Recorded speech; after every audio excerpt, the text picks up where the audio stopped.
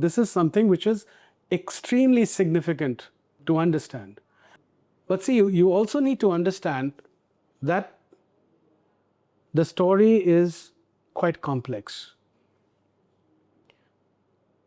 So once they had this characterization or this classification in place, they started tinkering with our society.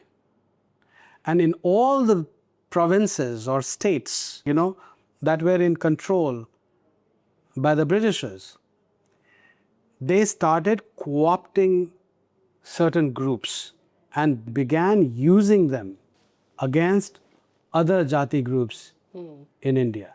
Can you take up some examples? Yes, I'll give you a couple of examples. I'll give you the example of the Iyer community from Tamil Nadu, and I will give you the example of Bhumihar Brahmins from Bihar, the community to which I belong.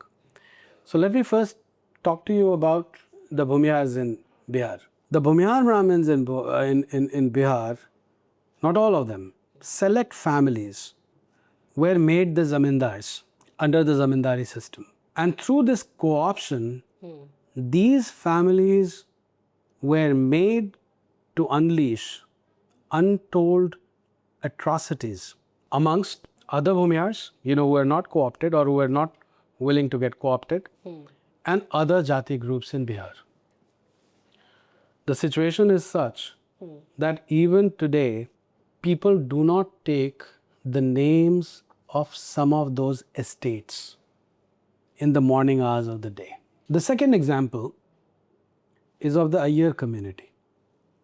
The Iyer Brahmins from Tamil Nadu are Smarta Brahmins. Do you know what Smarta Brahmins are? Tell us. The Smarta Brahmins are experts in smritis. The smritis, basically were social texts written for the social organization of the society and the social governance of the society. In a certain context, you can say that, there were constitutions, of pre-colonial Hindu societies.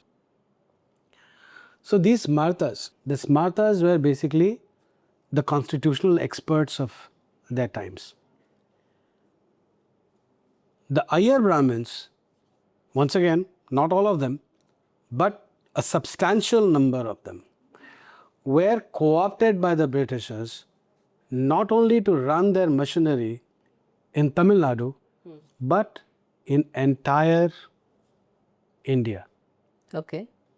And this is one of the primary reasons why the Iyer community in Tamil Nadu faced an extreme backlash. लेकिन वही जो कहते हैं कि चने के साथ घुन भी पिस जाता है. Not all Iyer Brahmins were, made themselves to get co-opted by the Britishers. But a substantial number of them did.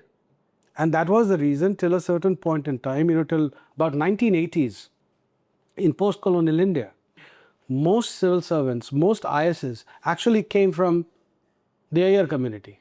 Okay.